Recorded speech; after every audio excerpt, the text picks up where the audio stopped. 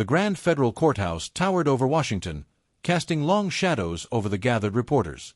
This was not just a trial but a political battlefield. Inside, the air was thick with tension. The gallery was packed, cameras flashed, and whispers filled the courtroom. At the defense table sat Ilhan Omar, her sharp features unreadable as she adjusted her blazer.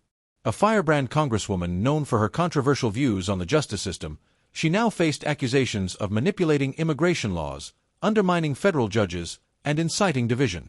Across from her sat Pam Bondi, a legal powerhouse and former Florida Attorney General, known for taking down corrupt politicians. Today, she faced her biggest battle yet, proving that Omar had crossed the line from political rhetoric into dangerous legal territory. Chief Justice John Roberts presided over the case, his expression unreadable. He had seen many political storms, but this trial was different. This was not just about justice but the very foundation of America's legal system. The bailiff's voice boomed through the room, calling for order as Chief Justice Roberts entered. Adjusting his glasses, he wasted no time. The charges against Omar were read, and Bondi took the floor, her voice steady as she faced the jury. This case, she argued, was not about politics but about whether Ilhan Omar believed she was above the law. Omar scoffed but remained silent. Bondi assured the jury they would see undeniable evidence that Omar manipulated the legal system for personal and political gain, using her position to spread false narratives against judges and endangering the foundations of justice. She turned and walked back to her seat. Omar leaned over to her attorney and smirked before laughing, a low, dismissive chuckle that echoed through the courtroom. The judge tapped his gavel for order.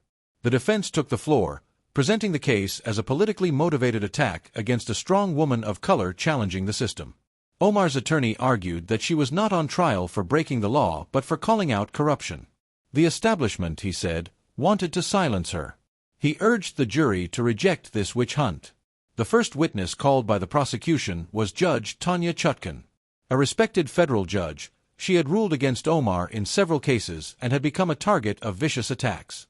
She testified about receiving death threats, bomb threats, and explicit messages threatening her family. Many of these threats directly quoted Omar's words, calling Chutkan corrupt and demanding her removal. The courtroom gasped. Omar shifted in her chair, frowning. The defense argued that politicians often faced criticism and that Omar was not responsible for the actions of every individual who listened to her.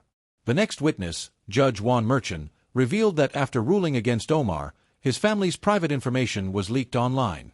His daughter received threats warning that he had sided with the enemy and would be dealt with. Again, many of these threats referenced Omar's statements. Bondi pressed the point, these threats were not random, they were fueled by Omar's rhetoric.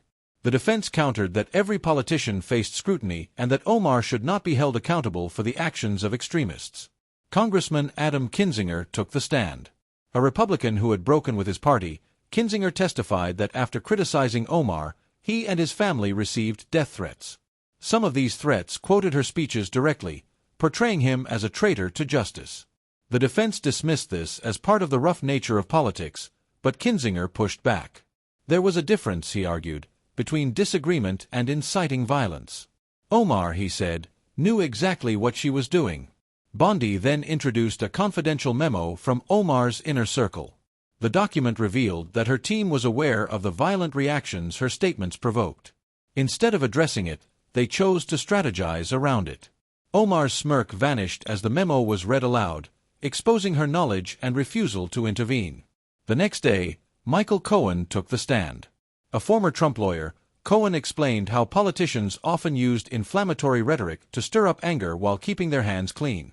When asked if Omar fit this pattern, he didn't hesitate. Yes, she knew exactly what she was doing. Omar's lawyer objected, calling it speculation, but Cohen had experience in political manipulation, and his words carried weight. Cassidy Hutchinson, a former White House aide, followed. She testified that when the consequences of Omar's words were discussed in political circles, Omar's response had been chilling, "People will do what they feel they need to do." The courtroom was stunned. The prosecution's final witness was FBI agent Mark Reynolds.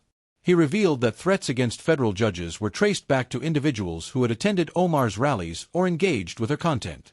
Omar's campaign had discussed this impact internally and decided not to de-escalate.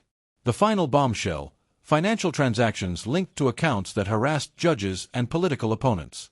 Some of these accounts were run by Omar's former campaign staffers. The jury deliberated, and the moment of truth arrived. The courtroom fell silent as the jury foreperson read the verdict. On the charge of inciting unlawful action, guilty. On the charge of obstruction of justice, guilty. But on the charge of seditious conspiracy, not guilty.